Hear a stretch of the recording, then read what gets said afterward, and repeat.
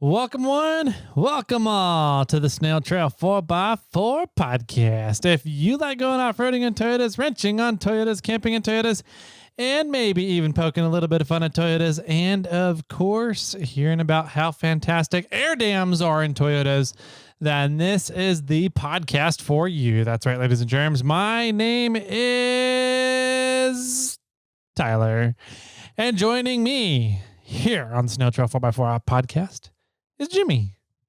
How you doing, Jimmy? I'm good. Thank you. How are you? Doing pretty good. Glad You're to hear looking very foresty today. Why, thank you. Your socks match your shirt. Down to my socks, my little camping socks with Sasquatch on there. Nice. Uh-huh. Yep. Yeah. If You look like you could be working at DL Bliss State Park right now, just FYI. probably could. Yep. Yeah. And the wife or the mini assistant did not dress me today. Aw, that's cute. They haven't dressed me ever, but Oh. I just wanted to make that clear Okay.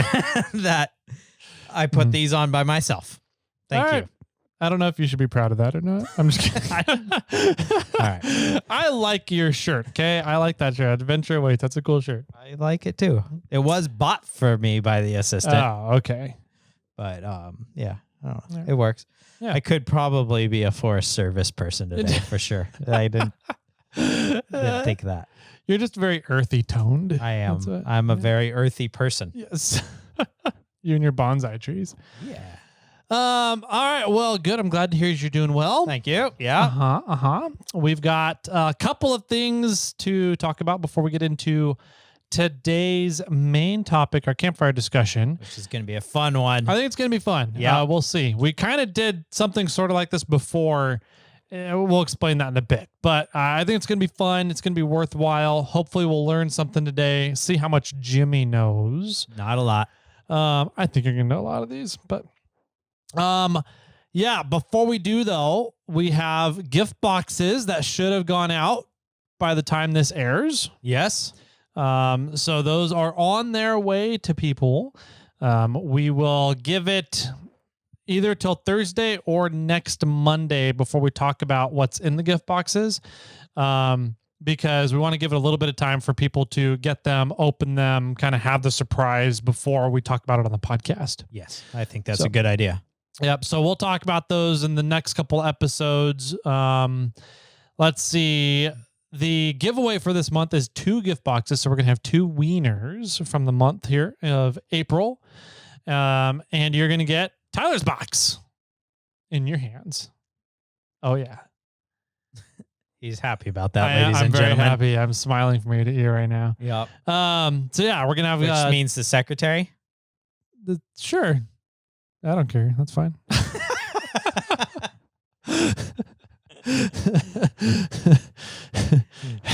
Do you have another box I'm you're talking I'm about? not going to go. I was about to say some bad stuff. Anyways,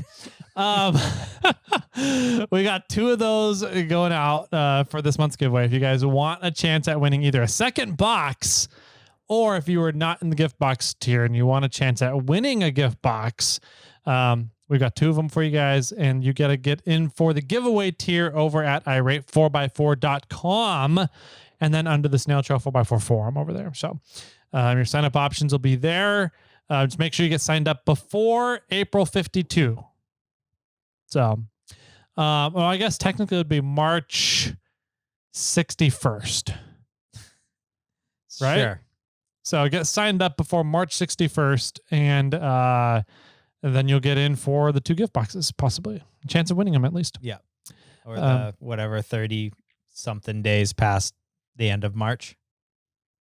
Yeah. Whatever that is. March has 31 days. Okay. So it is 61st. So what about April?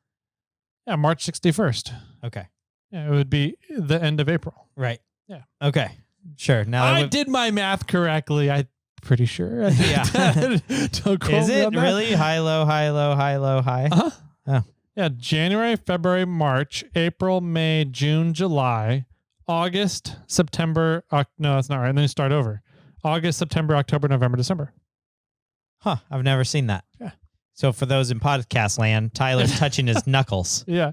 And the gaps between his knuckles. So Are the January is a 31. raised, like your index fingered knuckle. Mm-hmm. It's a 31 day. Yeah. February is low, so it has less than 31 days. Okay.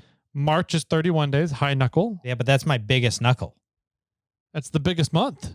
It's right before 31? Tyler's birthday. Yeah. Yeah, that's why. Okay. But then Tyler's birthday month is less. It's a less. Yeah. So it's a 30 day. Okay. And then June, April, May. May has 31 days. We don't need to go down the whole line. And then June has, and then July. I just have never seen somebody touch their August. knuckles to figure out how many days are in a month. Oh, yeah. That's how I do it. That's okay. I've And then they're never been either able to 30s remember. or 31s with the exception of February. Yeah. Okay. I only ever life remember. changed for me right now. Oh, really? Yeah. Nice. Look at us go. I only can remember January, December, and February. And February only happens, I'm correct, 3 out of 4 I bet years. October. Yeah, that's true. I guess I had to think about that one for a second as to why, but yeah. Mm-hmm. So, all right. Moving on, we've got, besides the gift boxes going out to 2 lucky winners, we have gift boxes. Signups are available for Jim's month in Jim's box. That's true. And if you want to get in for that, then you have to sign up now in April to receive my box in October. If you want Jimmy's box in your hands, you got to sign up before the end of April. Yes. And it's a fantastic box, let me tell you. Nice. I can tell you. It is fantastic. All right. I've had Jimmy's box in my hands multiple times. I've had my hands in Jimmy's box multiple times. TMI. This is what happens when we get late in the day for recording, ladies and gentlemen. Yeah. So if you want to sign up for a gift box, you can go over to Irate4x4, go down to the watch list and discuss section, sign up under the SnailTrail4x4 forum, and that's where all the signups are. Mm-hmm. That will get you eligible for the November or October gift box, which we only open these tiers up twice a year, in April and October. So if you want to get in for a gift box, you either got to do it now or you're waiting for 6 months. True dat, yo. True dat. Bet, as the kids would all say nowadays. Let's see what else. Any other housekeeping stuff? We have giveaways. We have a few giveaways going on. Yep. Reviews. We're bribing. That's the review bribery. Where you guys leave reviews, and then the more reviews you leave, the higher your chances are at winning some stuff. Yes. So what's up for us first? Onyx Off-Road is always a good company to help us bribe people with. So they have donated some 1-year annual elite memberships for Onyx Off-Road to help us bribe you guys. So that one, once we reach 700 reviews over on Apple Podcasts, we'll give away our other elite membership here. And then I think we got sent to like 4 or 5 more that we get to choose what to do with. So we'll come up with some fun ideas there. And then 750 reviews, Yokohama Tires is helping us bribe people to that one with a full set of tires, which is pretty rad. I still don't know what we're going to do after this, because I remember you and I, when we were sitting down talking, we're like, fuck it, let's do 500 reviews. We'll give away a winch. And we thought that was like a big deal. And then I remember shortly after that, we were talking like, what if Sunday we give away a set of tires? Yep. That was like a massive deal, and we're almost there. I know. Yokohama is totally stepping up to do that for you guys, and being part of the Snail Trail show so that we can give away a set of their tires for bribing you guys for reviews. And I'm just kind of like, now I'm like, how do we top a set of tires? I don't know. Oh. Yeah. Well, give away Kermit. No. No. Maybe we'll get a set of coilovers to give away. Or something. We'll eventually, we'll just start building a car with all the giveaway items that we do. Yeah. And if the same person wins everything, they can actually assemble it and at the end of all this and build a car. I have an idea. Oh. Let's give away an XJ. An XJ? Yeah. A garbage can. Yeah. Okay. We have one right there. Or that one? I mean, there's one right there too, but that one's a little bigger. I'd rather give away that. That one's cheaper to ship. All right. So I'm down for that. all right, we're giving a giveaway an XJ, and we'll show you guys Yeah, on delivery. next episode. Yeah, on delivery what it is. Good times. We also have a 1-chip challenge chip we can give away with the XJ, so that once you figure out what the XJ is, you can drown your sorrows in a 1-chip challenge chip. Pain. Yes. Let's see. Anything else? Oh, I think that's it. All right, cool. Let's take a quick break. No. I do remember, I did have something else written down. Oh, okay. SnailTrail4x4 is matching up to $500 for the Barrett Lake bathroom project. Barrett Lake Outhouse Project. Outhouse project. Blop.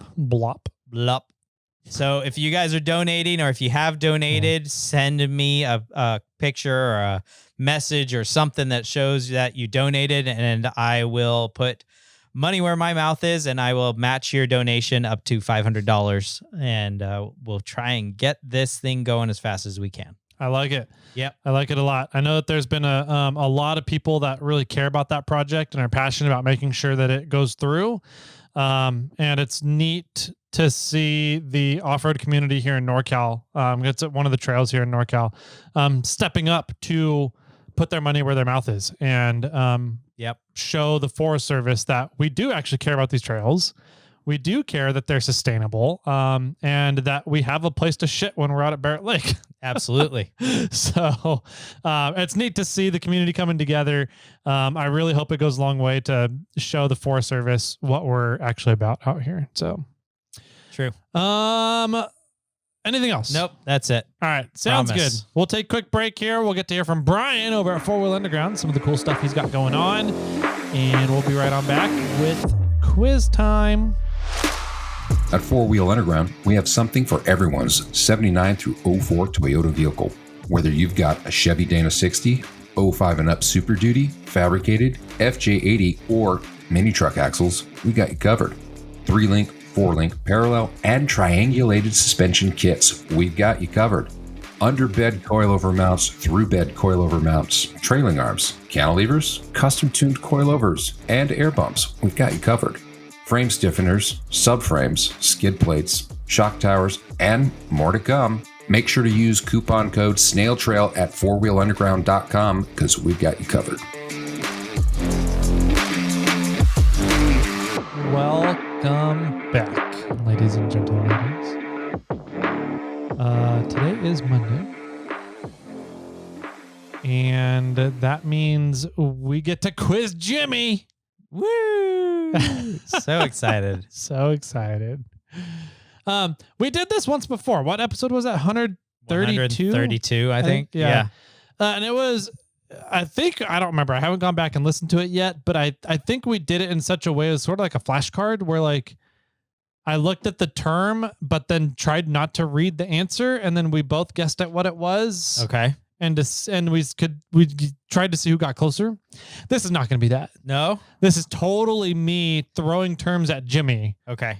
And seeing how many you know. Sounds good. So I'm going to start a list of yes and no's. Okay. On my piece of paper. All right. And if I get it right, I'll put a tally on one side. If I get it wrong, I'll put a tally on another side. Okay. And then you at home can listen and play along. Oh, there you go. And see if you get more right than I do. Okay. I like it. How difficult do you want these? There's a massive list here, and I'll tell everybody here in a second where we got it from. But there's more things on this list than we're going to be able to touch on. Okay. So I get to kind of go through down the list as we're going and pick out which ones I want to quiz you on. All right. I think if it's like an absolute easy piece of cake one, you should absolutely give it to me. Okay. Fair. And if it's something you don't know, you should probably just skip it.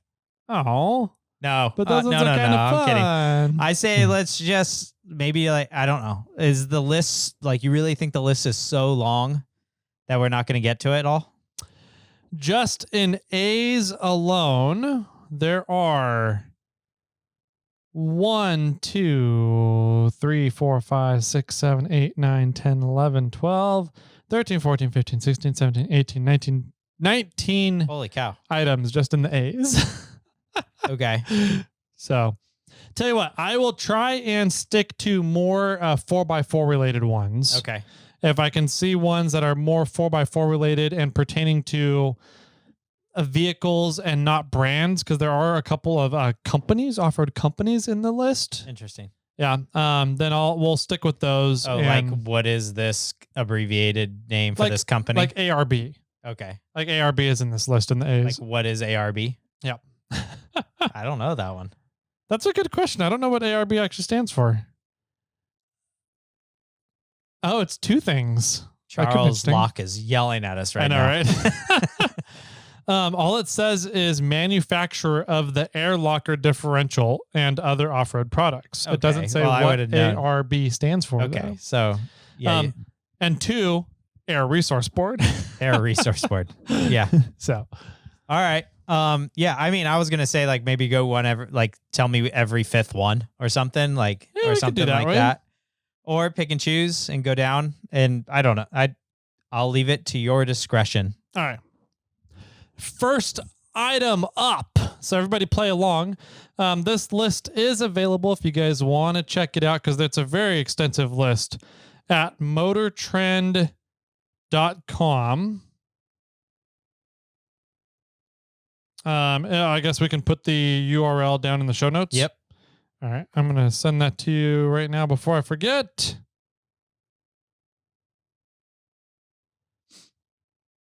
There you go. So it's a MotorTrend.com glossary of 4x4 terms.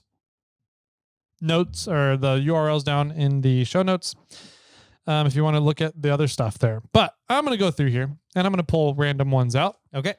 And we'll see how many Jimmy knows. All right. Sounds fun. It's like, are you smarter than Katie in the morning show? Oh, yeah. That's yes. Yep. Very similar. All right. First one up. A-arm. A-arm. A-arm. There's two A-arms. There's an upper control arm, and then there's a lower control. No, is that an A? I would say that's an A-arm. It's part of a suspension that is shaped like an A, has two connection points on the frame, and then one for like the spindle or knuckle.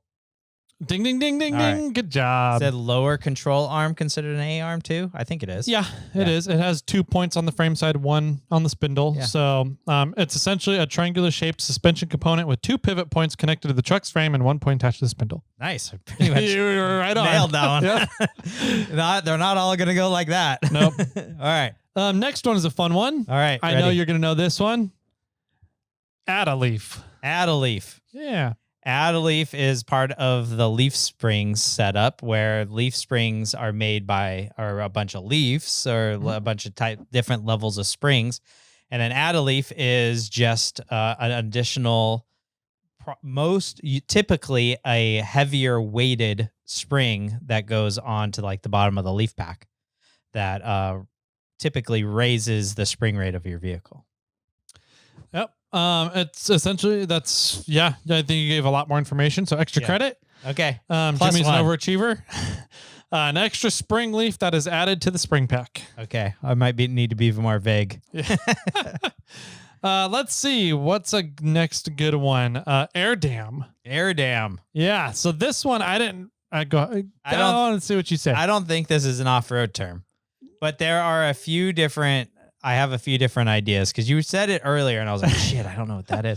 So I think an air dam is used for moving air for like getting better miles per gallon. Yeah. Where is it located? I want to say it's on the underside of the vehicle. And I think Toyota Tacomas had them like underneath the bumper in front of the front wheels. Good job. Yep. So that's exactly, I've heard of these called valences before. Okay. A valence. Yeah. And a MotorTrend is listing as an air dam, a full width panel just below the bumper designed to reduce or modify airflow under the truck, which improves aerodynamics, but limits ground clearance. Yes. Yep. Okay. And that's why it's not really an off-road term because everyone rips those off to go off-roading. Yeah. My truck didn't even come with it. Yeah, right. All right. And I think the last, there's a couple good ones here. Let's go with anti-sway bar. anti-sway bar is sort of a torsion bar that goes left to right, from driver to passenger across your vehicle. That how do you explain it? It takes the movement of leaning your vehicle and presses it onto the opposite side, or the twisting action of the sway bar like helps keep your body level while your suspension is articulating. Like It's close enough. Yeah. yeah. It's essentially what it's doing is it's tying the axle to the frame more, so that you get less body roll, but it's still, you're supposed to tune them properly and get the right size anti-sway bars so that you can still get your full suspension articulation. Right. But it helps limit body roll during faster driving or whatever you're going through. Okay. So it's not necessarily during articulation moments that the sway bar is being beneficial. It's more for high speed. Yeah. So it's anytime your body is going to be rolling, right? Okay. And that typically happens more in high speed situations, cornering. High speed cornering. Yeah. Okay. So did I get that one? Yeah, a suspension component that prevents excessive side to side body sway. Okay. And I think our last A. Oh no, there's another good one in here. There's a couple more good. Okay. Let's go to this one. Axle hop.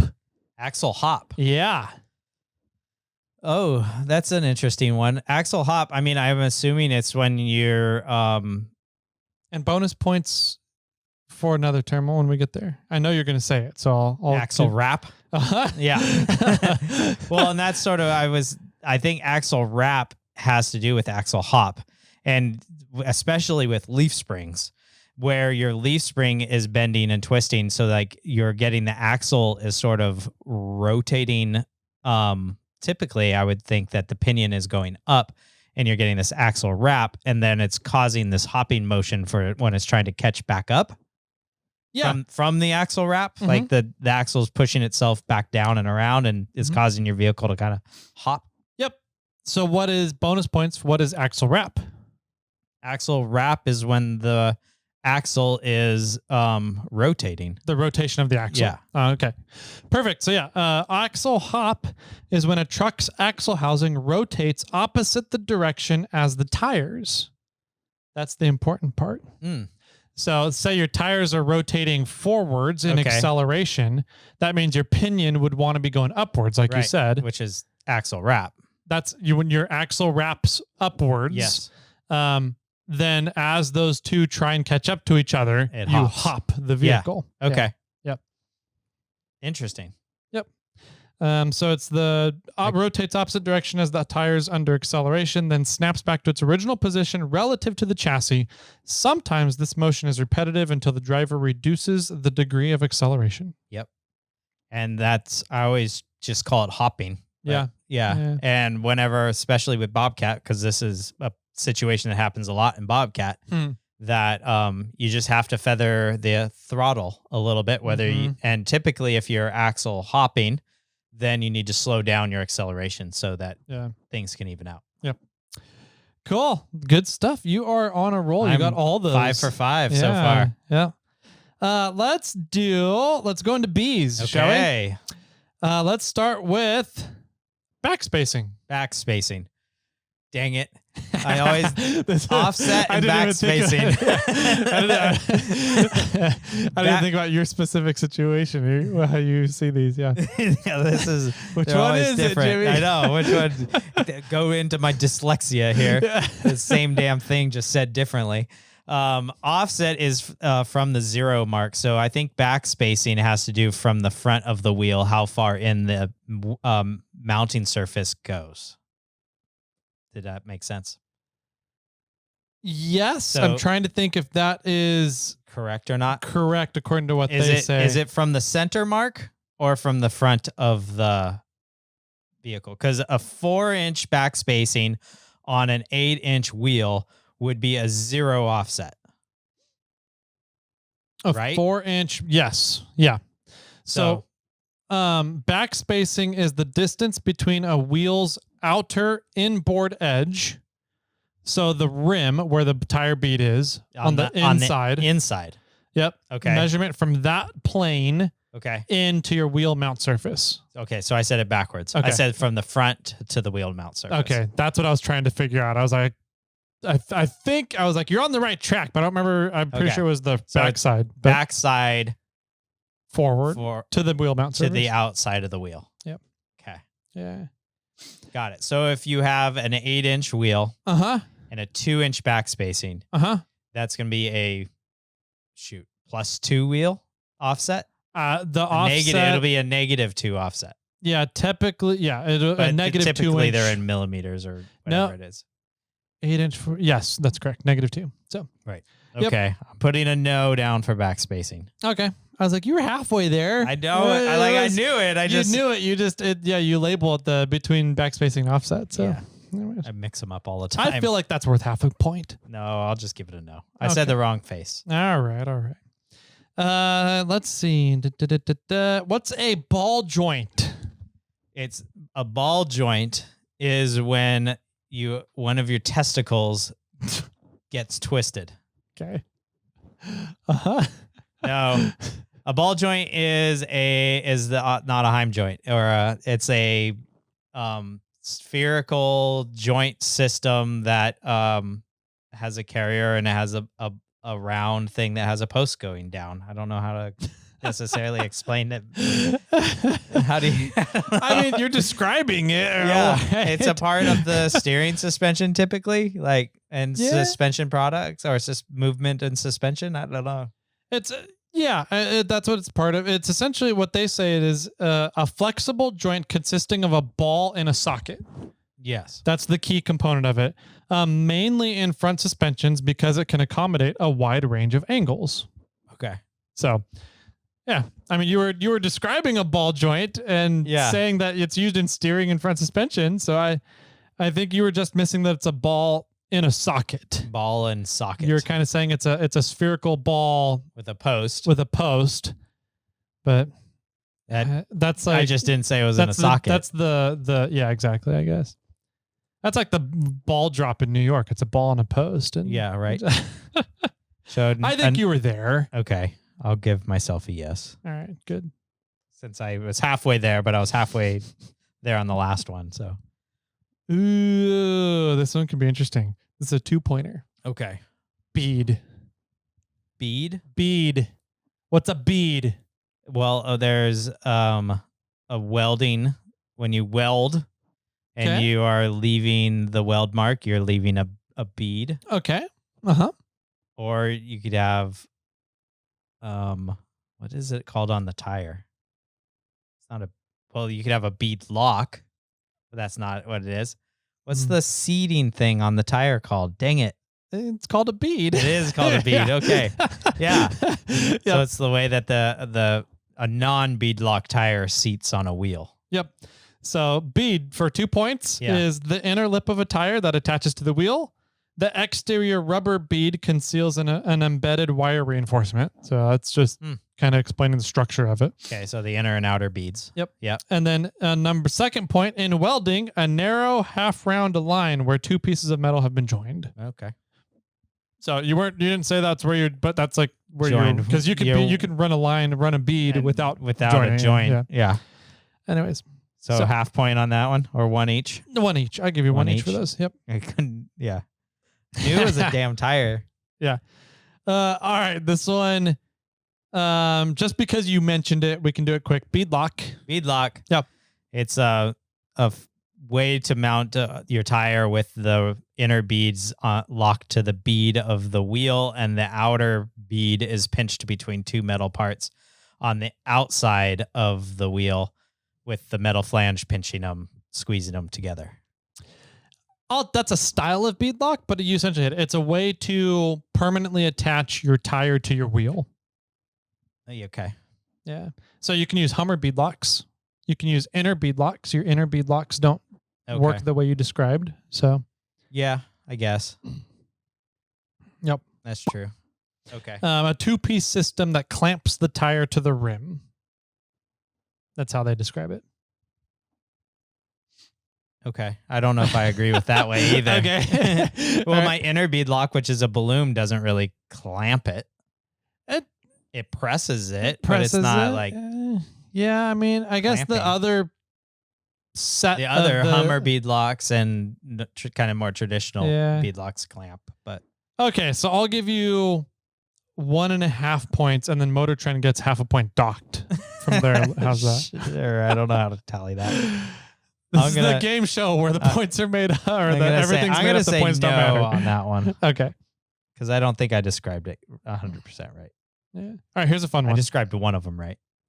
Yeah, true. Here's a fun one. Okay, beater. Yeah, all Toyotas that are raisins.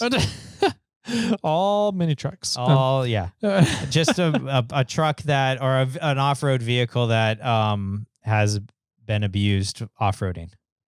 Yeah, it's a truck that is rough or dented on the outside, but might be mechanically sound. Might be the keyword. I like it. It's funny. So they offer synonyms for some of these. Okay. Yeah. The synonym for beater is bomber. Bomber? Yeah. I think, Randy, you have a possible lawsuit here to get on him about. I thought a synonym would be a garbage truck. XJ? Yeah. It'd be a synonym XJ. All right, let's see. What else do we got here?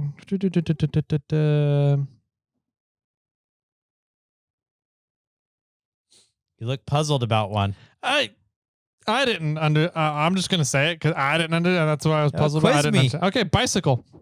Ooh. Okay.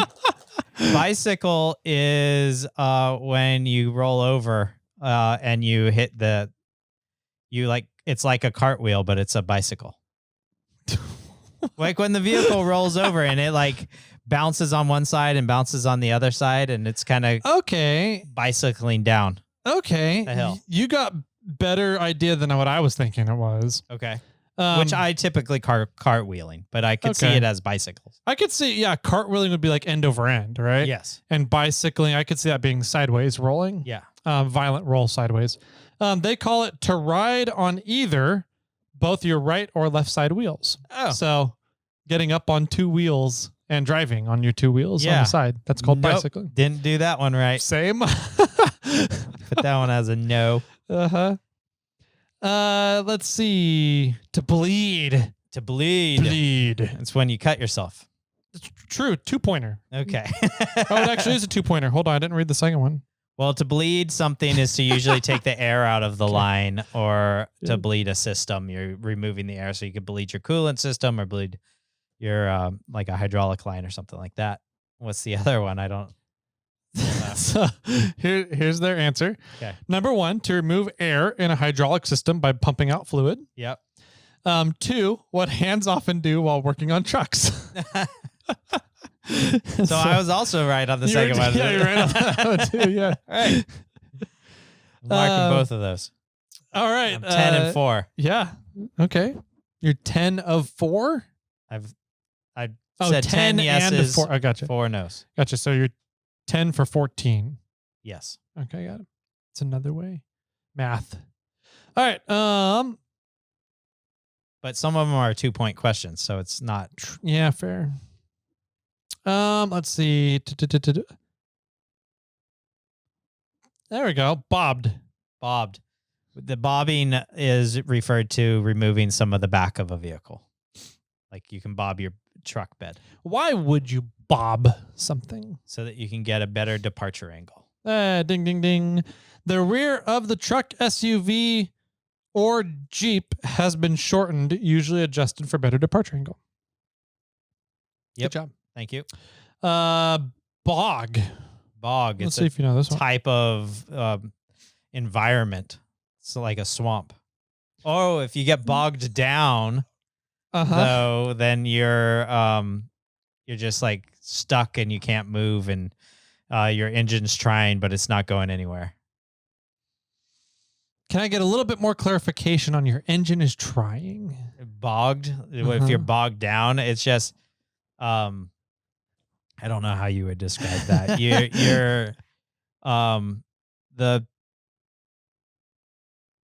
It's like a slipping of a clutch or something. Like your engine's moving, but your tires aren't, and nothing's happening. It's just You don't have enough hamsters. So are you saying that? Okay, so yeah, that essentially you're running kind of too low RPMs and you end up cutting the engine out kind of thing, or are you saying you're revving the engine, your tires are spinning, but you're not going anywhere because you're in a mud hole?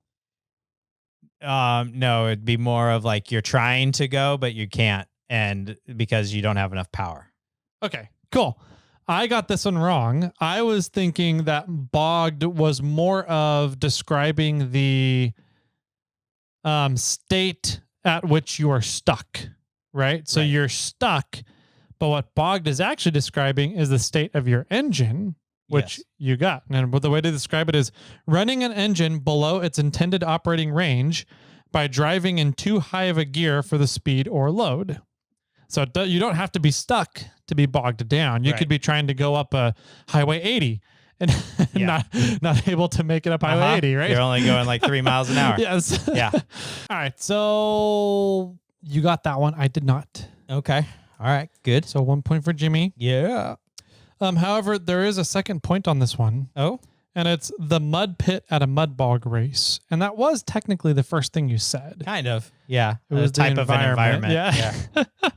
So I don't know if you want to take a half point, but I'll give you one. Okay. I'll take one. Okay. Sounds All good. the listeners out there, you don't get a half point. Okay. I'm giving Jimmy an advantage here. Let's go with here's it going. Boiling the bolognas. Boiling the bolognas? Yeah.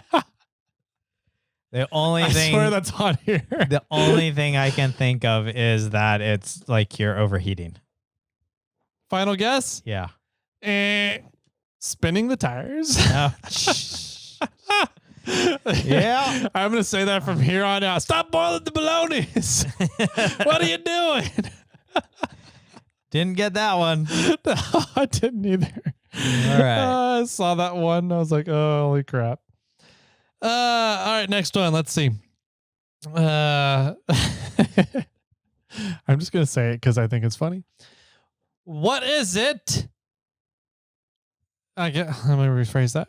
What is bored and stroked? Bored and stroked. What? Well, if this are you bored and stroked, Jimmy, or is something else bored and stroked? I've got something else that's bored. Oh, okay. Yeah. Nothing stroked though? I don't think so. Okay. I'm actually so bored refers to boring out the cylinder in your engine and making it bigger. Okay. So Bobcat is bored out, I think 40 thousandths larger. Okay. I'm not stroked to me I'm not entirely sure what that is. But it has to do with the piston. Okay. And I think it can't be the length of it. So I think it has I don't know what it is. It's the length. Is it? Yeah. But you can't make something longer because then it'll hit the header, the head. You can essentially I believe there's a way to make it stroke down more rather than only go up more, right? So the goal is that by lengthening the stroke of the piston, that you're resulting in an increase in overall engine displacement. Yes. And power. Yeah. Right? I understand it. I didn't know how they did it. Yeah. That's a good call. I don't know how they do it either. I'm not an engine guy. So you're getting more movement of the cylinder head with a stroked engine. With the piston. With the piston. The piston head moving up and down inside of the cylinder. Yep. And then you bore out an engine or the cylinders by making them bigger. Yep. So you're essentially making them girthier and longer. Girthier and longer. Yep. That's bored and stroked. I'm giving myself one. That works. Right. They have a side note here. It's rarely boring. But it's always stroking? I guess so. Right. I don't know. MotorTrend has dad jokes. All right, let's talk about boxed. Boxed. Boxed. I can only think of being like boxed into something where there's something in front of you and behind you and you can't move. Final answer? Yes. Let me make sure it's not a two-parter. It's not a two-part. Boxed is strengthening a frame by adding a metal plate to an open channel frame rail or cross member, thereby boxing in the C channels of like a Tacoma's frame and stuff. Yep. Got it. Okay. Nope. Yep. All right. Let's see. Oh, here's a good one. I think you'll know, but I think it's good for other people to know if they don't know. Brake fade. Brake fade. Yeah. That is a good one. It just means that your brake system and brake fluid is getting hot and your brakes aren't functioning as well as they used to. They actually are like spongy and like kind of soft at the when you have brake fade. Yeah, pretty much. Is they're saying what it results from. What it results from? Mm-hmm. I thought it would result from just excessive use and the system getting hot. Yep, exactly. Yeah. A loss of braking power, the result of the brake's friction surface or the brake fluid becoming overheated. Mm-hmm. Yep. So, good. I didn't know that one. I just knew that it's a spongy pedal over time. I didn't realize that it get that caused due to excessive heat in the system. Yeah, and it doesn't happen to off-roaders a lot, but it happens to racers a lot because they're using their brakes often. That makes sense. I don't use brakes. Yeah, I don't ever. I use gears. Like I don't use my brakes. So off-roading, at least rock crawling, we don't get a lot of brake fade. We're not going fast. We're not using the brakes a lot. Mm-hmm. Maybe you do on a descent or a downhill, but at that point, you really should be considering using the gears more. Yeah. Yep. Here's a good one, and Brian at 4 Wheel Underground is going to judge you. Bump steer. Bump steer. Mm-hmm. No clue. When you hit a bump, the steering turns one way or another. That's how they describe it as well. Yeah. And that's not how Brian would define bump steer, just FYI. I don't know what causes it or how it happens. Gotcha. But. So bump steer is a situation in which the steering jerks when a truck encounters a bump in the road. Bump steer is often caused by improper steering geometry. Okay. And essentially what it means, bump steer is when your chassis separates from the axle and your drag link, your mechanical linkage between those two things gets pulled due to the chassis separating. So would that be a pan hard bar and your drag link not equal? In a linked system, yeah, for sure. Yeah. Or it happens a lot in leaf springs. Right. Because there's nothing to really control that, right? Yes. So it happens all the time in leaf springs or if your pan hard bar is not set up properly. Okay. So bonus point, I don't know if we'll get to it later down the list, but what's roll steer? Roll steer would be the same thing, except it has to do with your body of your vehicle rolling and your chassis moving away from your axle. Therefore, it's creating that movement between your steering components and the suspension. No. Oh. That's what I always thought too. And Brian had to explain this to me. Okay.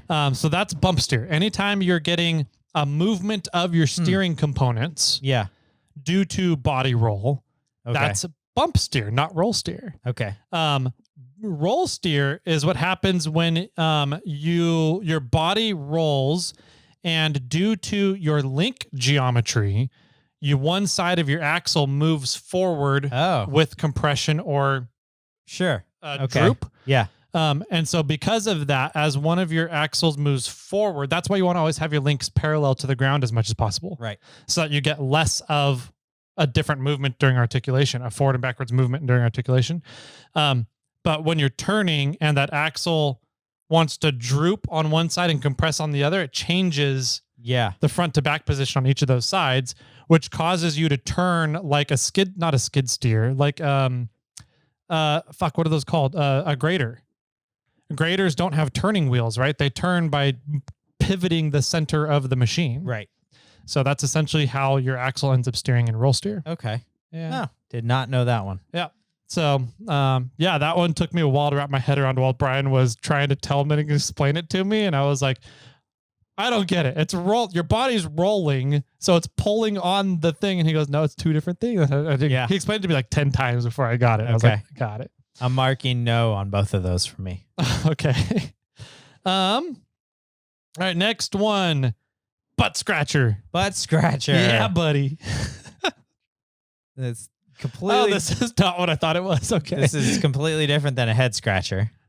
I mean, but this is a head scratcher, which is a butt scratcher.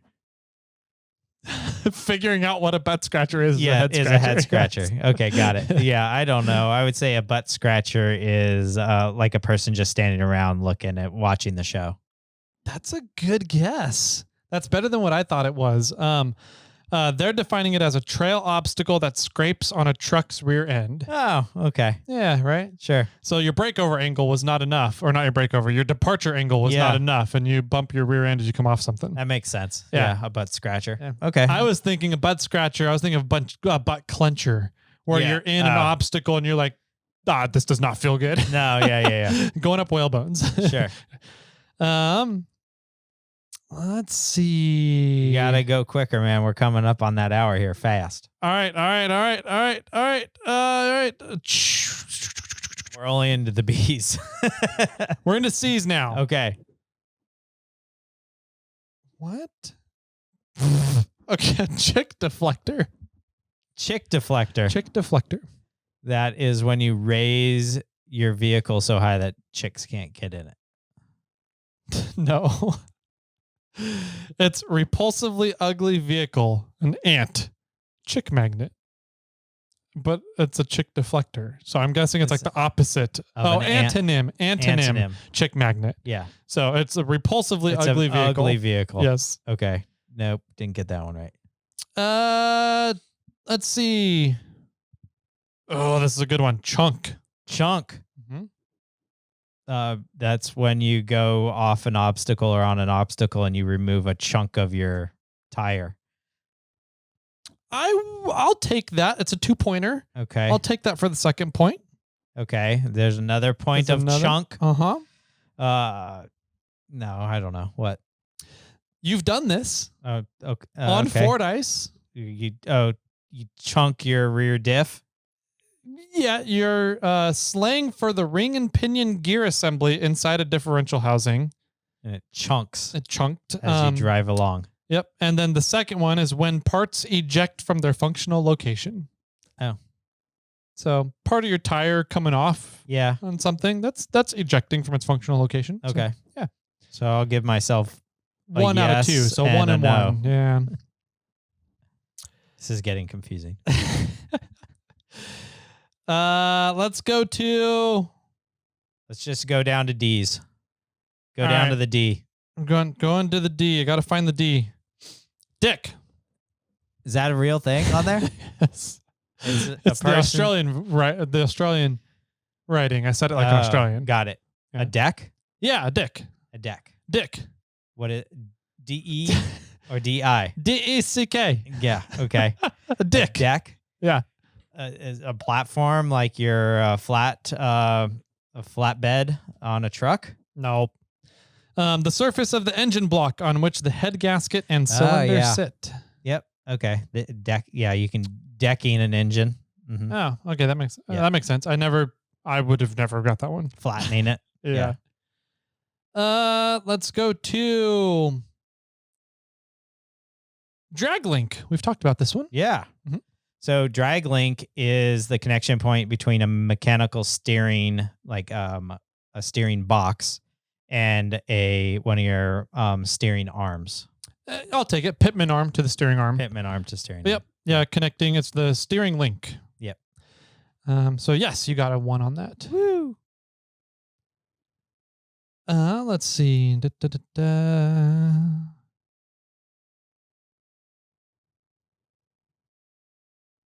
What's a fair lead?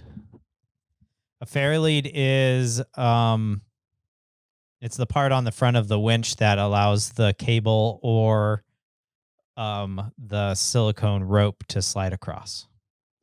Yep. Ding, ding, ding.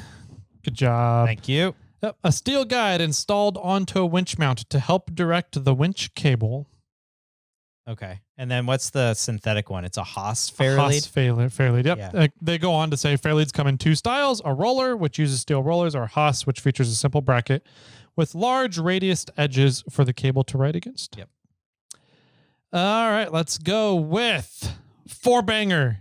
Four-banger. Four-banger. You should know what this I is. know what that is. Uh-huh.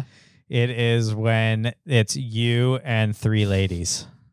That's 4. Ding, ding, ding, ding, ding. Jimmy gets another point. Or a 4-cylinder engine. Yeah, I guess that too. That was a 2-pointer for sure. Yeah. Yep. It's a 4-cylinder engine. Freewheeling. Freewheeling. Mm-hmm. Is that when you're just like a tire is up in the air? It's freewheeling. No. Okay. When the front hubs are unlocked and the wheels spin because of momentum rather than power. Okay. So your hub's not locked. Mm-hmm. Freewheeling it. Yep. Full floater. Full floater. You know this one. Full floater is, I don't know how to explain it. It's typically, we talk a lot about it in rear axles, a full float rear axle, and it means that the tire is spinning, or the wheel and hub is spinning on a spindle and not attached directly to the axle shaft. In most cases, that's how it's set up. The Land Cruiser axles are actually set up where the wheels and hubs and locks and everything are actually on the axle shaft, and it's still a full floater. Interesting. So what is the definition then? So what does that mean? Uh-huh. It means to me what a full float axle means is that the weight of the vehicle is not put onto the axle shaft. Ding, ding, ding. There you go. Yep. An axle assembly designed to hold the weight of the vehicle on the axle housing instead of the axle shafts.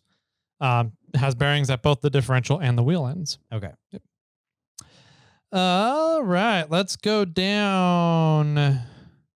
Granny gear. Granny gear, just a really low gear, and sometimes would be considered before first gear. Yep. An extremely low first gear and a manual transmission. Yep. Bonus points. Do you know the gear ratio of an SM465? Nope. 6.55 to 1. Wow. Thank you, MotorTrend, for making me look smart. GVWR. Your gross vehicle weight ratio. Rating. Okay. What is that? I just said it. What It's a GVVR, GSVDWR. What is it? What is it telling you Gross, the weight of? I always shit. Okay, so gross would be, well, it's the weight of your vehicle and like all of the stuff. Yep. There you go. Whatever you carry. Yep. Gross vehicle weight rating, the combined weight of a vehicle and its rated cargo capacity. Yeah. Hammered. When someone's really drunk. Nope. That is not one of the answers. Is it the same as the horrible looking vehicle one that we did earlier? Nope. No. Nope. It's a 2-pointer. Is it like they hammered down on it? They like hit it really hard. They hammered it. No. Jeez, I don't know. Okay. Yeah. Number 1, a truck that's thoroughly destroyed. Okay. So that's a beater, an XJ. Yeah. Or 2, a truck that has a chopped top or severely lowered suspension. It's hammered? That's what they say. Huh. All right. I think of that as a slammed truck. Yeah. Not a hammered truck. Lowered. Or but lowered. I But guess hammered works in a way. Yep. All right. Let's Putting go to no on that one. Yep. Next. High centered. High centered. I had to pick one of the highs. There's like 4 of them here. Okay. So high centered means that you're typically there's an object that's holding you up between your wheels and your tires can't touch the ground. Yeah, that qualifies for it says when a truck is firmly stuck, usually caught on its frame on an obstacle, unable to move. Yeah. Yep. I like your definition better, by the way. Okay. Thanks.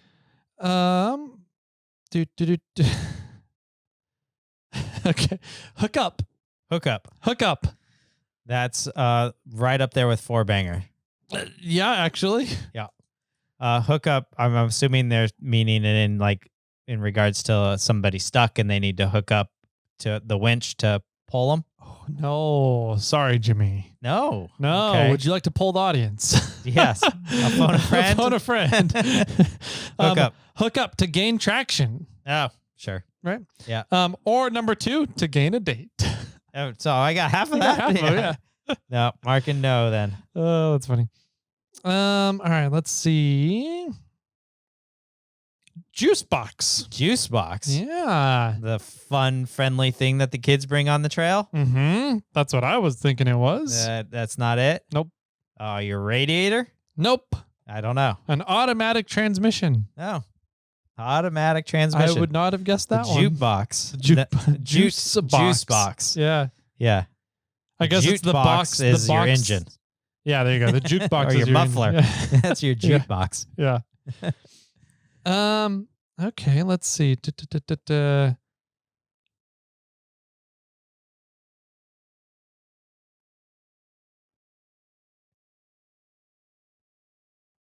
Ooh, okay. All right. A line. A line. So this would be your I'm picturing it as you're taking a line on an obstacle. So your line is the way that you're going to get through an obstacle. Yeah. I will take that. It says a driver selected path that gives a truck the best route to climb over an obstacle or through a pathway. Choosing the right line is essential to successful four-wheeling. Sweet. Yep. Let's see. What's another good one? Long block. Long block. Yeah. It's a long block. A long block is a pre-put together engine that does not include no, I think it includes a head on it. There's a lot more stuff listed here. Well, it has like it has everything from everything the block inside the head. Everything inside the head, everything inside the block is all included. There's a short block. Short block doesn't include the head. Okay. And so short block would be like your crank, your pistons, and everything that is involved in that. And then I think a long block has everything that a short block has, but also everything that is included with the head of the engine. Okay. They describe it as engine assembly consisting of a cylinder block, a crankshaft, a camshaft, bearings, pistons, and rings, connecting rods, an oil pump, an oil pan, timing cover, seals, cylinder heads, and an intake manifold. So I'm like, it's a very precise list of things. Yeah. Yeah. And I'm trying to figure out if I'll give you half a point on that one. Because you didn't have intake manifold. You didn't have an oil pump, an oil pan. Yeah. No, but you did have all the other stuff though. But sure. And I don't know enough about engines to know, like, is that a technical legal definition where if you're saying, hey, I ordered a long block from this place and they didn't include an oil pump, can you go back after them for that? Well, I think so. Yes, because my assumption would be that it would have an oil pan on it. Okay. Right. So if it doesn't have an oil pump, but it has the oil pan on there, yes. But I don't know about an intake manifold. Like, where does that draw the line? Because that's another piece put on the outside of the engine. Yeah. So that's, I don't know. Okay. Let's mark that one off. Yeah. No. We'll just say, no, I was just going to say, we're not going to count it. Yeah. Okay, fine. It's too controversial. Sure. All right. I think I was right. Of course you do. Because it includes a rebuild of an engine from everything from the block up to the top of the head is more or less what I was saying. Okay. Got it. I think that pretty much covers everything in there. So yeah. But there's a lot of specifics inside of that. Yeah. Okay. Anyways, moving on. Loud pedal. Your throttle pedal, the gas pedal? The accelerator. Mm-hmm. Okay. Good job. Yeah. Let's see. Manifold cooking. Manifold cooking would be like our breakfast burritos. You could put some food next to the manifold as you're driving along and it heats it up. And then when you stop, or you can pull it out and eat it.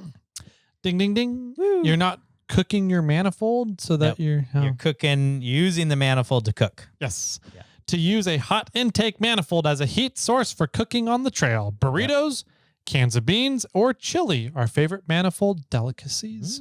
I have not tried manifold chili. Neither have I. I'm kind of like, I want to try some manifold chili now. However, if the can pops and I get beans everywhere, well, I guess that's how you tell when it's done. Right. You start smelling chili out of your coming in out of your engine. Oh man. Okay. Let's go to I kind of want to weld on like a can onto my manifold now, so I could just put like burritos or cans into there. Yep. I think that'd be great. Yeah. There's plenty of room there too in my engine bay. There's definitely, I mean, you could easily put like a metal box in there with just hooks that hang over your exhaust manifold. Yeah. That would work well too. I've seen those.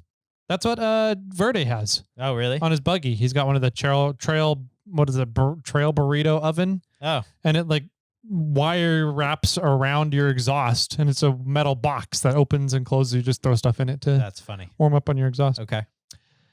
All right. I don't know this one. I don't know if you'll know what it is. Ready. Modular wheel. Well, I believe a modular wheel would be like a Hummer wheel, like it's a part, multiple stage or pieces to put the wheel together. Yeah. I'll let you be the judge of this one. Sure. Whether your definition I know fits. there's other wheels. There's like a hub, and then the spokes are another way to put some of the wheels together. I'm sort of just being generic. There's many ways to assemble a piece of a wheel. Yeah. Gotcha. So your point is that you're getting essentially like different components of a wheel and bolting them together yourself to create your own wheel. Yes. That's what it is. Yep. Yeah. Custom or racing wheel with an inner, an outer, and a center section that are bolted or riveted together. Yeah. Good job. I wouldn't have got that one. Mouse motor. Isn't that what I have? A four banger with no power? Surprisingly not. Or a Suzuki's engine? A mouse motor? Is that like a weak engine? Yes. You just have to remember the frame of reference of what MotorTrend operates under, I guess, for this one. So anything 6 cylinders and less. No. Okay. All right, I'm going to put you out of your misery. Chevy small block V8 engine named Mouse because of its small overall physical size and because some say GM executives wanted to scare Chrysler's Elephant Hemi engine with a new powerful small block Chevy. Fun little history thing I didn't know about. Yeah, not sure how that was off-road related. It's definitely, I mean, other than maybe people, that's a popular option for engine. Motor into their off-road rig. Yeah. Multi-link solid axle. Multi-link solid axle. So I would assume I'm guessing that's a 3-link or a 4-link setup that has multiple links and connects the axle to the frame. Yeah. A suspension design where coil springs are used instead of leaf springs, and the axle is located by longitudinal and lateral suspension control arms or links. Yes. Negative offset. We already covered this one. No. This is different. We covered backspace. So 0 offset is the center of the wheel. Okay. Right. And so then a negative offset would be moving the wheel mount surface closer into the vehicle towards the engine. That is incorrect, sir. Negative's away from the engine? Negative is away, so we got it wrong earlier when we were talking about backspacing stuff. When the wheel's mounting surface is outboard of its center line. Interesting. Yeah, so positive offset, which I guess that makes sense because portals need to run negative offset wheels in order to keep their Ackerman angles. So maybe that's how I'll remember that's how I'm going to have to, I don't remember which way's which. Yep. So, and it messes me up because if you do a negative offset, so the wheel mount surface is closer to the exterior of the wheel, the wheel is moving into the vehicle. Yeah, so, I guess that's a good way. Yeah, okay. So it's a negative out, negatively moves away from the vehicle, moving the wheel into the vehicle. Yes. Yep. It moves your wheel mount surface out of the tire, pulling the tire in. I guess, it's all screwed up in my head. Yep. I'm marking no. You're marking. Okay. Off camber. Off camber is like just a tilt on the trail that makes you feel uneasy and you get your butt scratcher in Tyler's reference. Yeah, that's a good way. A situation in which the truck is sideways on an incline, increasing the likelihood of pulling a lee limb. Yeah. They actually have that written in here too. Look I at see that. it. Yeah, it looks great. Yeah, see, and likelihood of pulling a Lee limb right there. Yep. Right, and the camera. So, Which could and could not happen on Lee's Hill. that's true. No, that's when you mess up your Tie rod. you get a really bad roll bump steer. Yes. Out of that. Okay. Let's see. Oversteer. Here's a good one that's not necessarily Oversteer. used in the off-roading world very much. Yeah. So oversteer, I think this isn't used in the off-road very much. It's very much a racing term, and I don't know what the difference between understeer and oversteer is. I think oversteer is when you're taking a corner and you are turning the corner with the steering wheel and the tires are turning, but you're it's turning sharper than you wanted instead of fading away. I don't know how to You said that explain was it. oversteer? Oversteer, I think, is more. Correct. Yep. And understeer, I think, is like the front end would be so light that you're turning, but the car continues to want to go straight. Yes. Yep, that's exactly it. I was going to say oversteer is when you're standing on top of a cow, and understeer is when you're laying underneath the cow. It's a good one, too. So, Dad jokes coming out. Tyler. Actually, our battery Ryan has a shirt that says Oh, really? over and under with a picture of a cow in the middle. Oh, perfect. Yeah. I'm like, that's clever. I So like how that did shirt. they say it? Because mine was a little rough. Good question. It says cornering condition where the rear tires slide toward the outside of the turn. Okay. So the rear end is light, and so it kind of slides away. Yeah, I guess that'd be a good point. Or you're just not getting traction on the rear end Yeah. to keep you in line with the turn. So- Whereas understeer is the front end is sort of light, and the rear end is pushing. Yeah. That's a Okay. good way of putting it. Here's one we kind of talked about it. Panhard. Panhard? In specific, a panhard rod is what they call it. Hard rod. Hard rod. Yeah, right. There's a lot of good ones in here. There are. Let's see. So a panhard rod is the bar that connects from your frame to your axle that is parallel to your axle. In a linked, what did they call it? A linked What was that? The multi-link system? Yeah, multi-link axle, solid axle. It says it's a transverse link, a rod that attaches to the truck's frame at one end to the axle housing at the opposite end, providing lateral positioning of the axle housing relative to the chassis. Okay. So, which is what you said. You said it keeps it located under the center of the vehicle. Mm-hmm. So,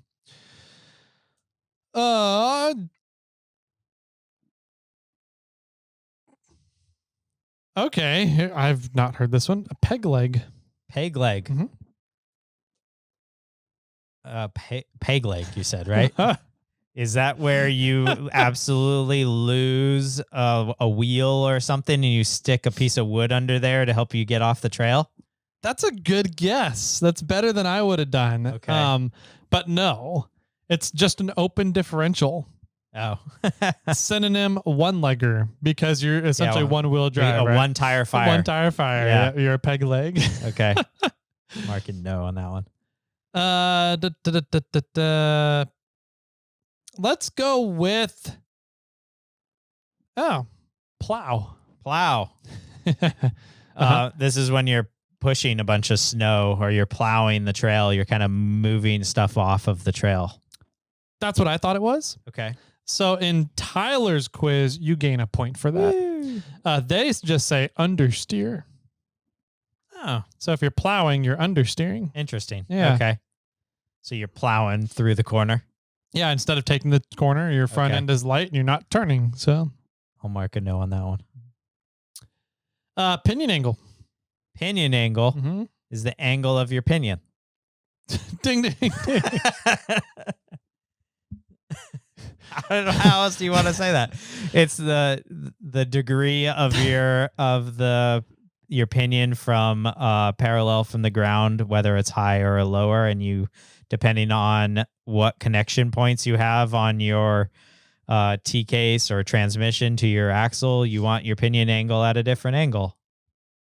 I like your answer better. Okay. They say the angle of the pinion yoke on an axle housing in relation to its drive shaft, which I don't think is correct.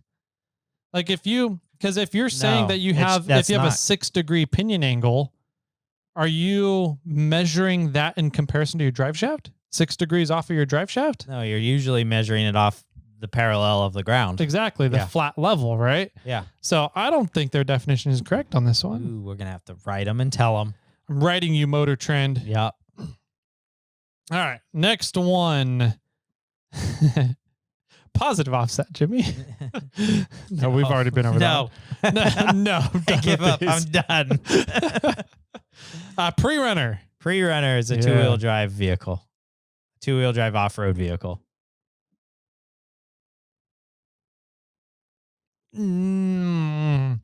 What are they used for? I need a little bit more. Racing. Desert racing is usually a pre-runner, like out in the dunes, and they have. I don't know. I'm going to put you out of your misery. Okay. It's an off-road truck that's built to pre-run a desert race course so that the driver can study and practice on the course before the race. Okay. So it's just a practice vehicle. It doesn't necessarily need to be two-wheel drive or anything. It's a practice vehicle, so you save the race car. Okay. But the Toyota pre-runners are two-wheel drive. They are, and kudos to them, but like, what do you call an Ultra 4 car, a four-wheel drive car that's going around pre-running a course? Yeah, it would be a pre-runner. Yeah. So, all right, I'll say no. No, you didn't get that one. Pumpkin. Pumpkin is a differential. Pumpkin. Yeah. Good job. The center section of an axle housing that contains a differential carrier and gear set. Coconut or third member are also synonyms. Yeah. I've never heard of it referred to as a coconut. Neither have I. Okay, good. No third members, but yeah. All right, let's say. So I'm gonna have to start calling it the coconut. I know, right? Yeah. People are gonna be like, "The what? What are you talking about?" The coconut underneath your rig. Yeah. What size is that? Yeah. How many coconuts you got? I got a 4-banger coconut. All right. Axles? Yeah, dude, that's how that works. Quarter panel. Quarter panel. Mm-hmm. You have 4 of them. Mm-hmm. 4 quarters make a hole. And you have a quarter panel above each of your wheels. Yeah, I'll take that. Body shop term for the front or rear corner sheet metal assembly. And per side. Yeah. True. Not just front or rear. Rear front corner. or rear corners. Corner, yeah. Okay. Yeah. I'll give you a point for that one. I like it. Radius arms. Radius arms. Radius arms are a type of multi-link suspension that connect. It's one bar that connects the upper link and lower link on a suspension that connects to 2 points on the axle to 1 point on the frame.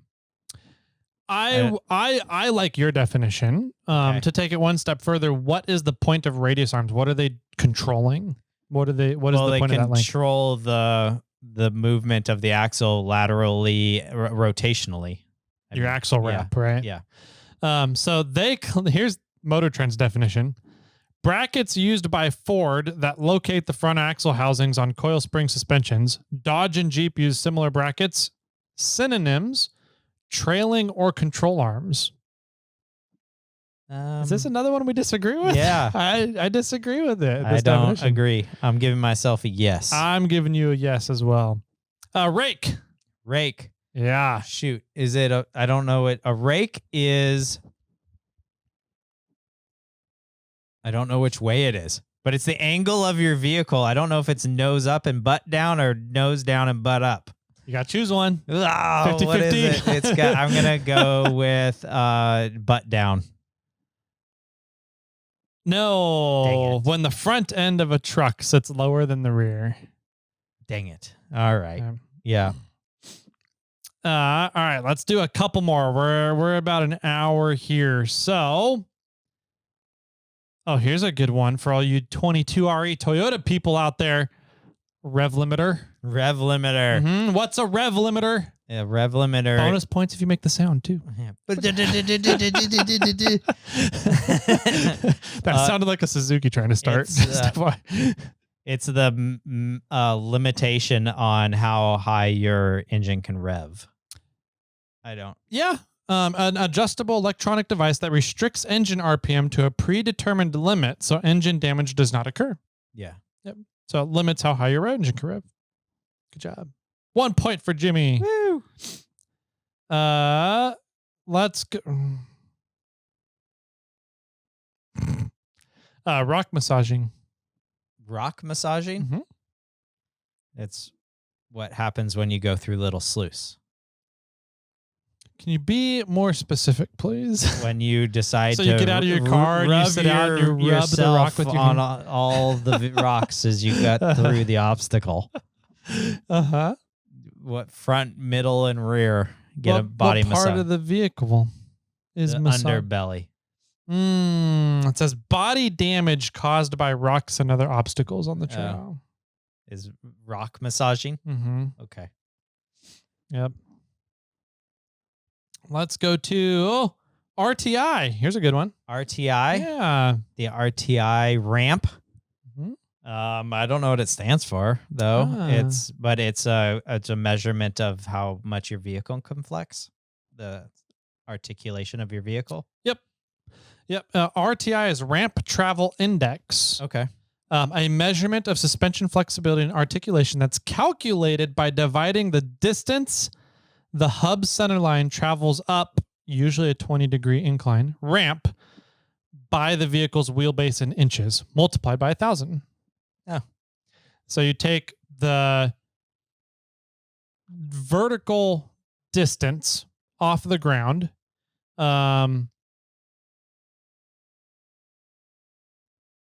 it's calculated by dividing the distance. So take the vertical distance the hub travels, divided by the wheelbase in inches, multiplied by 1,000. Interesting. That's your RTI score. Okay. I'm going to give myself a no on that one. Okay. Because there was a lot more in there that I didn't say. Yeah. And I didn't know how to score it. Okay, that's fair. I don't know if you'd really needed to know how to score it, but RTI is a measurement of your suspension articulation. Let's go with shiny side down. Shiny side down means you rolled over. You did a lead limb. Yep. They even said that right here again. Yep. When a lead limb, or when you pull a lead limb, when a truck rolls over, wheel sides up. Synonym, rubber side up. Oh, here we go. Short block. Short block is everything that I said in a long block minus the head. Yep. An engine block that has a complete bottom end, including the crankshaft, rods, pistons, camshaft, but without the cylinder heads, intake, exhaust manifolds, water pump, and other accessories. Yes, but it does have the oil pan still. It says it does not. I mean, it doesn't mention it. It doesn't even mention oil pan. I think it still has an oil pan. Okay. I would assume it's a complete bottom end. Yeah. That the oil pan would be on there, right? Yeah. All right. Give myself a yes on that. I'll give you that. Yeah. Yep, I'll give you that. Let's go to a slush box. Slush box. I'm pretty sure you've heard this one. You should. I have heard this one. Mm-hmm. Slush box. I don't exactly know what it is though offhand, and yeah, I know you're looking at me funny. I don't know. You're not Australian enough. No. It's an automatic transmission. Oh. A juice box. Juice box. This is the slush synonym. box. Yep. Mm-hmm. Ozzy's yelling at me again. What's a spotter? Spotter? Mm-hmm. That's like measles. No, that's spots. Oh, okay. Yeah. Chicken pox. Yeah. Mm-hmm. Spotter is somebody that's outside of the vehicle helping you direct you through an obstacle. Yep. A co-driver who helps guide the driver over obstacles, often using hand signals.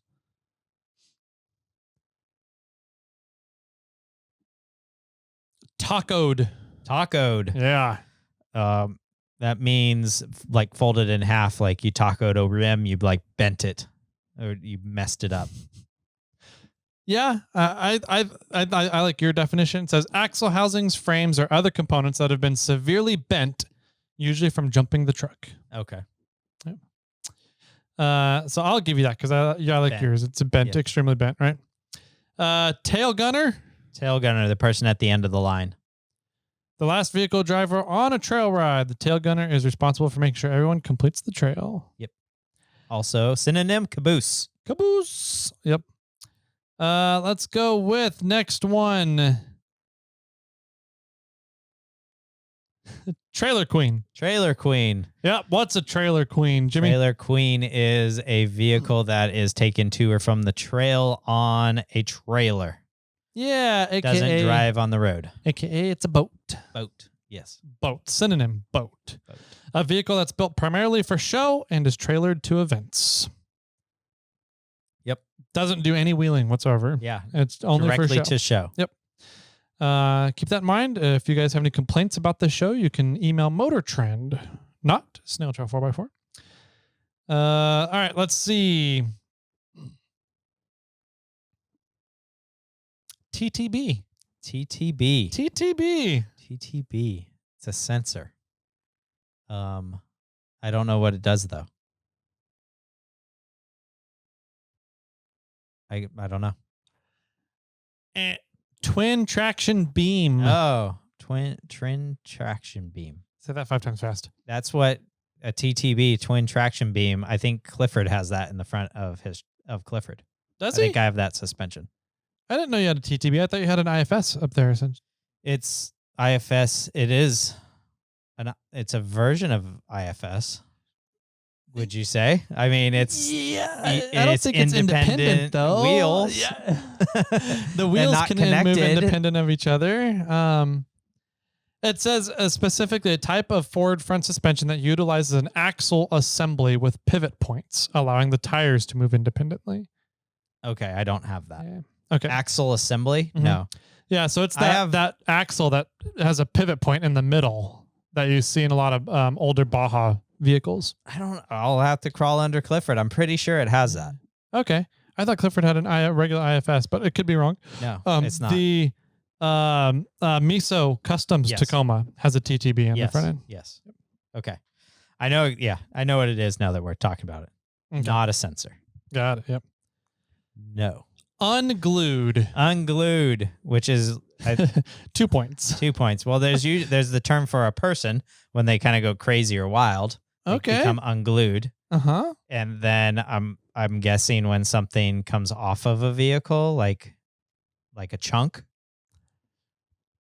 Not necessarily.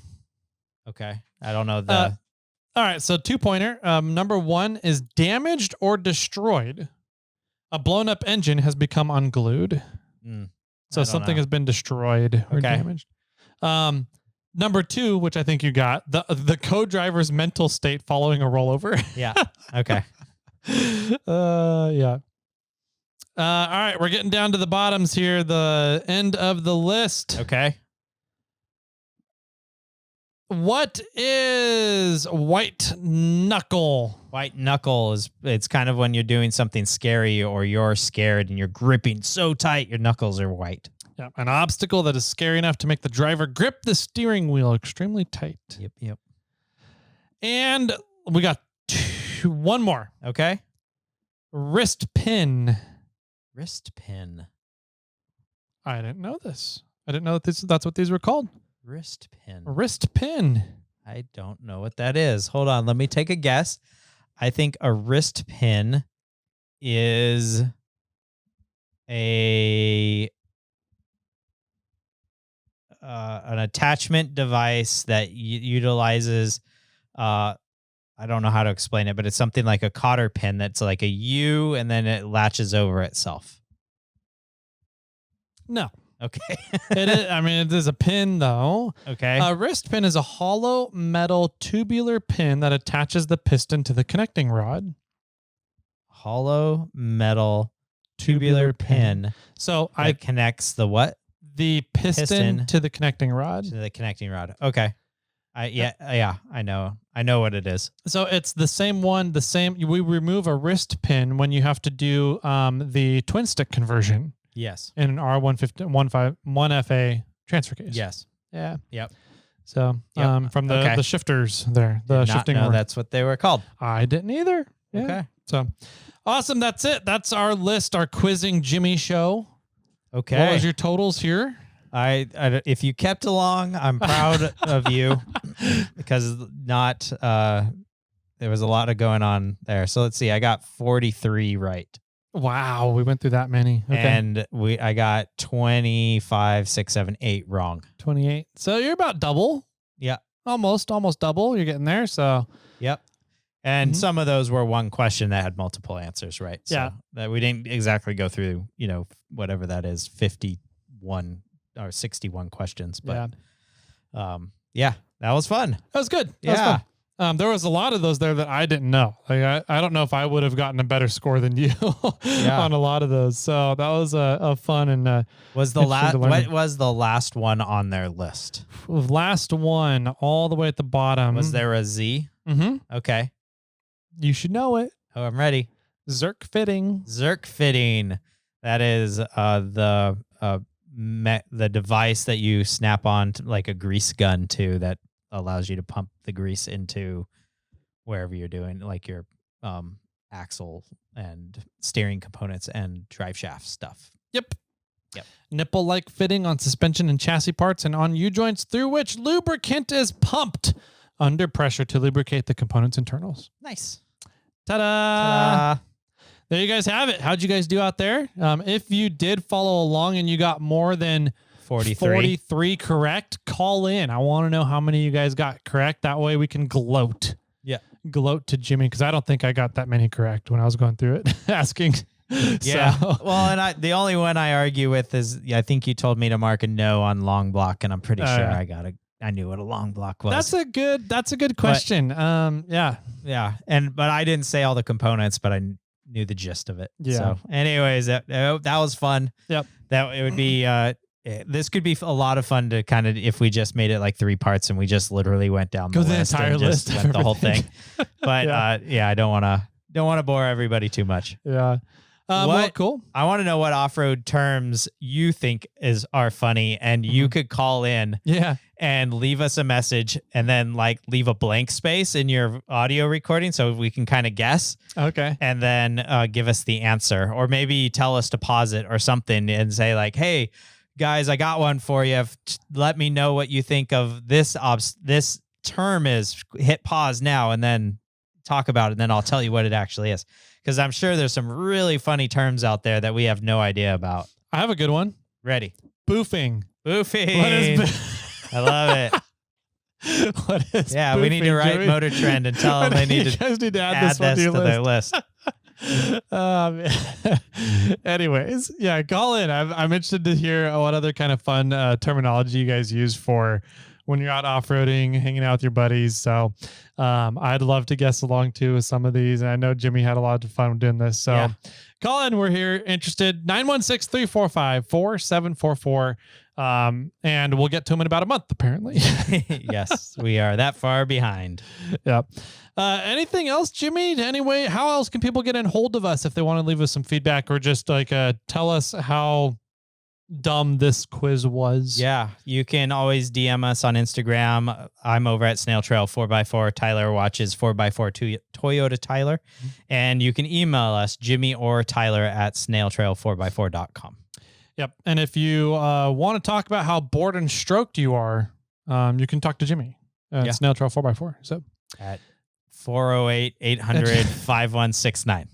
Perfect. Call in that number. That's our bored and stroked hotline number, 408-800-5169. And somebody will be more than happy to unbore and unstroke you. All right. Any final words for everybody out there today, Jimmy? I think it would be interesting to give somebody in like another part of the country. Okay. And just to be, because we know MotorTrends from Southern California. I think these are very kind of West Coast terms. I wonder if like the East Coast has different terms for the same sort of thing. We can put together who's a good East Coast, like East Coast podcast. Off-roaders that we could like exchange a quiz with. Yeah, that would be fun. I'm thinking like maybe Alex, maybe Total Off-Road. They're not full East Coast. There's got to be some other East Coast off-roaders out there. Like I want to know like New England, New Yorkers kind of thing. So If you think of one, let us know, everybody. Sorry, that was supposed to be final words, right? Okay. And with that, my friends, keep crawling.